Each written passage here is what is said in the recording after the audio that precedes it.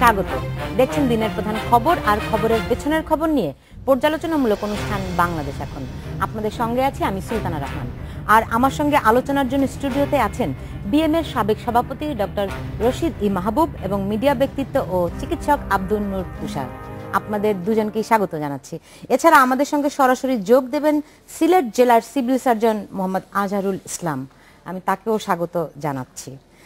মূলত সারাদিন যে খবরগুলো আলোচনায় থাকে, শিরোনাম হয়, সেগুলো নিয়েই আমাদের প্রতিদিনের নিয়মিত এই আয়োজন। শুরুতে একটু দেখে আসতে চাই যে খবরগুলো শিরোনাম হয়েছে।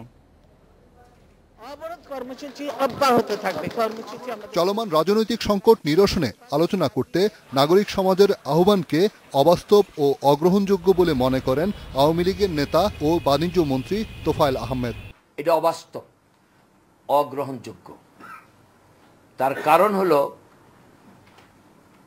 এইসব ব্যক্তিবর্গ সন্ত্রাস, নাশকতা, জঙ্গি তৎপরতাকে আড়াল করার জন্য গণতান্ত্রিক সরকার, গণতান্ত্রিক দল তার সাথে একই কাতারে দাঁড় করাবার জন্য চেষ্টা করেছে।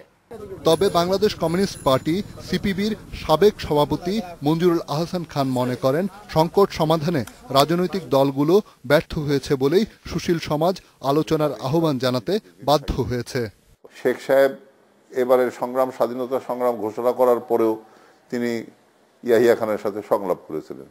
তার মানে কি ইয়াহিয়া খানের কাছে উনি সারেন্ডার করেছিলেন, আত্মসমর্পণ করেছিলেন? এখন তো আওয়ামী লীগ যেই দলই বা যারাই আওয়ামী লীগের সমালোচনা করে তাদেরকেই তারা মনে করে বিএনপির লোক। হরতালের মেয়াদ আবারও বাড়িয়েছে ২০ দল।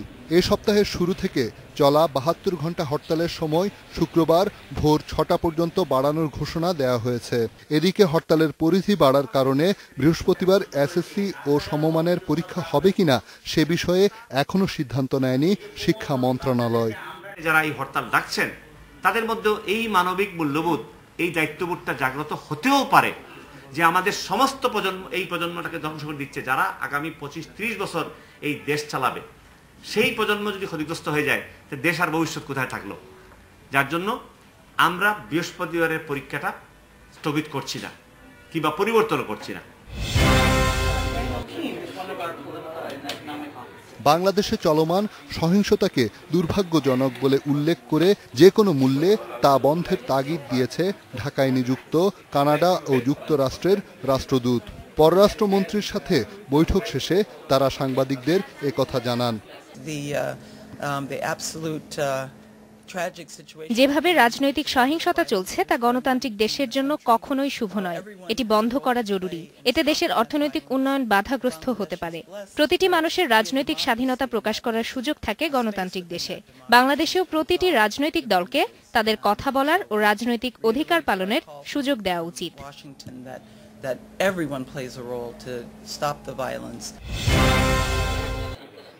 বাংলাদেশ থেকে সৌদি আরবে শ্রমিক নিতে সমঝোতা স্বাক্ষর সই হয়েছে দুই দেশের মধ্যে। এই চুক্তির ফলে প্রাথমিকভাবে বাংলাদেশ থেকে 12টি ক্যাটাগরিতে গৃহশ্রমিক নেবে দেশটি। সরকারের সাথে তারা আবার আনুষ্ঠানিকভাবে জনশক্তি রপ্তানির ক্ষেত্রে তাদের যে বন্ধ কার্যক্রম ছিল সেটা খুলে দিবে। সেটির খোলার অংশ হিসাবে আপনারা দেখেছেন যে আজকের আমাদের মাননীয় এক্সেলেন্সি মিস্টার ডক্টর আহমেদ আল ফাহিদের নেতৃত্বে একটি বড় টিম, এখানে 19 জনের একটি টিম আমাদের এখানে এসছে। সিলেটের ওসমানী মেডিকেল কলেজ হাসপাতালে ৮ ঘন্টায় 10টি শিশু মারা গেছে, আর গত 24 ঘন্টায় হাসপাতালে মারা গেছে 32 জন রোগী। এক রাতে এত শিশুর মৃত্যুর কারণ চিকিৎসকদের অবহেলা বলে দাবি করছে স্বজনেরা। বিষয়টি খতিয়ে দেখতে তদন্ত কমিটি গঠন করেছে কর্তৃপক্ষ।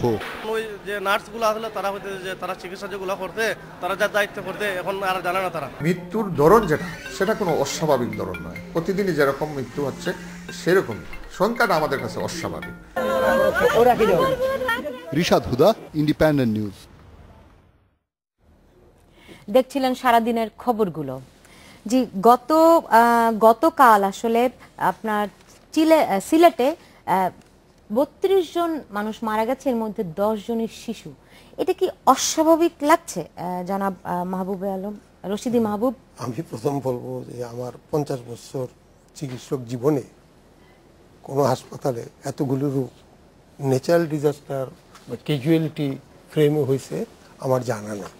আমার কাছে নিশ্চয়ই অস্বাভাবিক, যে যাই বলুক আর না বলুক। অস্বাভাবিক আমি এই জন্য বলবো যে নাম্বারটা ডেফিনেটলি অস্বাভাবিক। এখন মৃত্যুগুলো কি সঠিক মানে জাস্টিফাইড ওয়েতে হয়েছে, না এর মধ্যে যে শব্দটা আসছে যে ম্যানেজমেন্ট প্রবলেম আছে, সেটা দেখার বিষয় আছে। কিন্তু এটা অস্বাভাবিক। এর মধ্যে 10 জন মারা গেছে, 10টা শিশু। তো শিশুদের মধ্যে যেখানে আমার যতটুকু অনলাইন পেপারে আমি দেখেছি, 3 জন হচ্ছে গাইনি ওয়ার্ডে, যারা নবজাতক, একটা ওয়ার্ডে 5 জন, আরেকটা ওয়ার্ডে 2 জন। এর মাঝখানে আমি সময় টিভির সাথে যখন কথা বলছিলাম, তখন তারা বলছে যে একটা ইনকিউবেটরে 4 জন ছিল। শিশুদের এই চিকিৎসাটা আপনার যেটা আজকালকার দিনে হয়, এই ধরনের চিকিৎসা, সেটা হচ্ছে special care unit for the baby, SCBU বলে। সেই স্ক্যাবোটা কিন্তু আপনার আমাদের যেরকম আইসিইউ শিশুদের জন্য সেরকমই, এবং ওখানে স্ক্যাবোর টোটাল কনসেপশনে কী আছে আমি জানি না, কারণ এতগুলো বাচ্চা মারা গেল একই সময়ে, এটা দেয়ার ইজ সামথিং সামওয়্যার। রোগীর পক্ষ থেকে যেটা নেগলিজেন্স বলে তারা তুলেছে, সেখানে আমি এই কথাটা হয়তো ঠিক আছে যে they are not happy with the people who are treating them.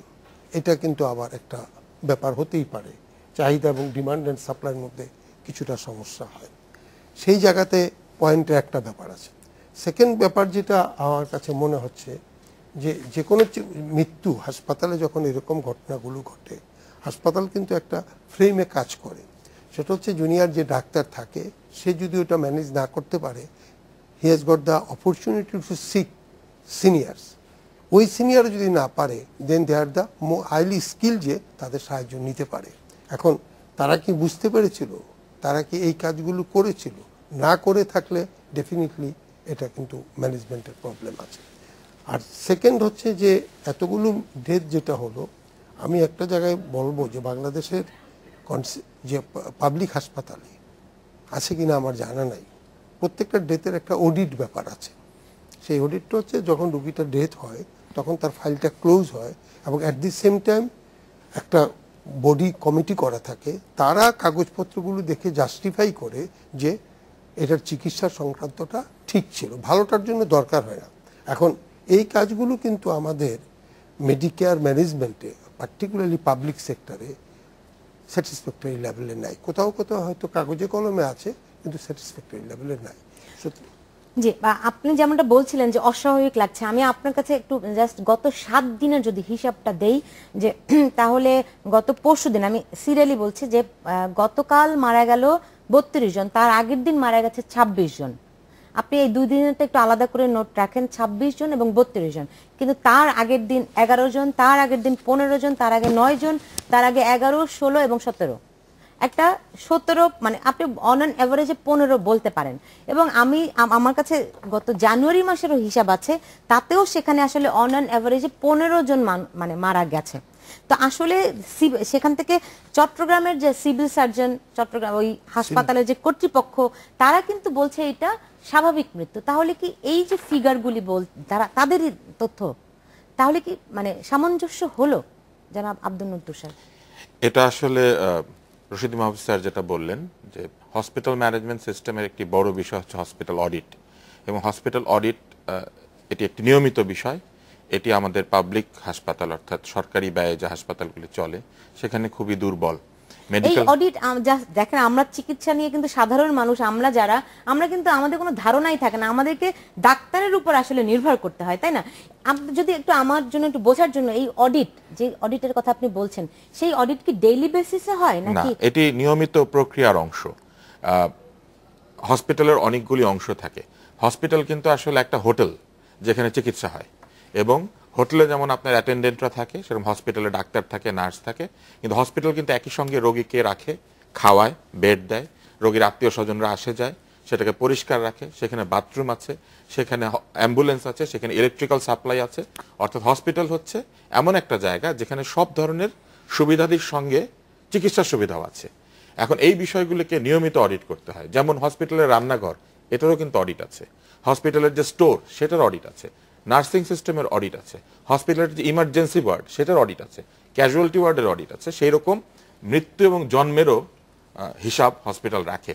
এমনকি হসপিটালে একটা রোগী আসলে গড়ে কতদিন থাকবে বা থাকছে এটারও কিন্তু অডিট করতে হয়। এই জন্য করতে হয় যে হসপিটালকে এফিশিয়েন্ট থাকতে হয়, অর্থাৎ পূর্ণ দক্ষতায় কাজ করতে পারতে হবে।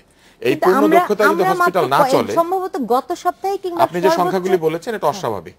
অস্বাভাবিক মানে 10 দিন 15 জন গড়ে মৃত্যু, এইটা কি অস্বাভাবিক নাকি আপনার এই যে 26 জন এবং 32 জন এটা অস্বাভাবিক? না, গত দুই দিনের হিসাব। প্রথম কথাটা হচ্ছে যে ওখানে 14-1500 রোগী থাকে, মর্টালিটি হতেই পারে। এভারেজে 1500-এর মতো রোগী থাকে। 1500 রোগী যদি থাকে তার মধ্যে ধরেন এগুলো টার্সিয়ারি লেভেল হাসপাতাল, কমপ্লিকেটেড রোগী আসে, মর্টালিটি একটা থাকতে পারে, আমরা কিন্তু অস্বীকার করব না। কিন্তু প্রশ্নটা হচ্ছে যে হঠাৎ করে যখন আমরা 32টা শুনি তখন কিন্তু আমরা একটু পাজলড হয়ে যাই, একটু আনইউজুয়াল লাগে এবং সে কারণে আসলে সংবাদ হয় এবং কেন আসলে এটা অস্বাভাবিক এবং চিকিৎসা নিয়ে মানুষের অনেক দুর্ভোগ আছে, তাদের অনেক অসন্তুষ্টি আছে, ফলে এই বিষয়গুলি নিয়ে আমরা ফিরবো। তার আগে নিচ্ছি মাত্র 40 সেকেন্ডের একটি বিরতি।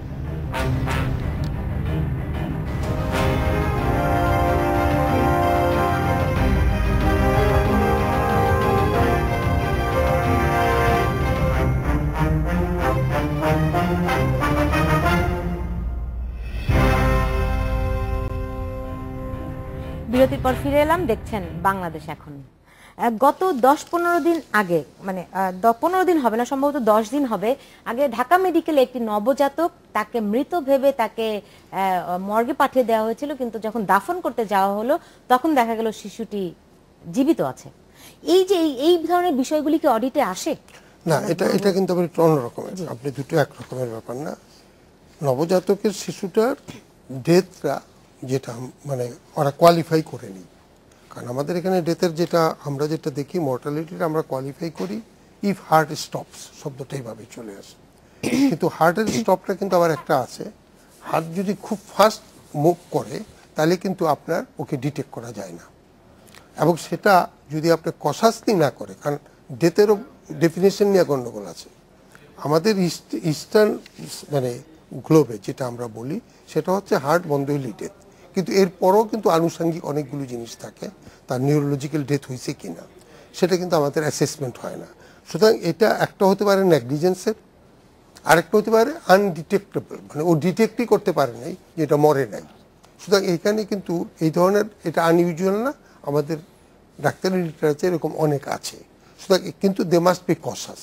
এবং এখানে দেখেন আপনি যেটা বললেন এটা আনইউজুয়াল না, কিন্তু আমি মানে একজন রোগীর যে আত্মীয় স্বজন আছে তাদের তো সেটি জানার অধিকার আছে, আমাদের চিকিৎসকরা কি সেই জানার অধিকারটিকে সুরক্ষিত রাখেন? অবশ্যই জানার অধিকার আছে এবং এই জানার অধিকার নিশ্চিত করবে হসপিটালের প্রশাসন। রোগী যদি মারা যায় তাহলে রোগীকে জানাতে হবে যে তিনি কেন মারা গেলেন এবং রোগীর মৃত্যুর যে কারণ নির্ধারণ সেটি করতে হবে। উন্নত বিশ্বে কিন্তু যে কোনো মৃত্যু হসপিটালে হলে সেই রোগীকে আইন করে দেওয়া হয়েছে অটোপসি হবে, অর্থাৎ রোগীর মৃত্যুর কারণ নিশ্চিত হবার জন্য রোগীর পোস্টমর্টেম করা হয়, অটোপসি করা হয় এবং রোগীর আত্মীয় স্বজনের অনুমতি সাপেক্ষে এটি করা হয়ে থাকে। এবং হসপিটালের মৃত্যু অডিটে কারণ সুনির্দিষ্টভাবে আনবার জন্য এই অটোপসি করার প্রচলন আছে। বাংলাদেশে ধর্মীয় এবং সামাজিক কারণে আমাদের হাসপাতালগুলিতে যে মৃত্যু হয় সেগুলির অটোপসি হয় না, কিন্তু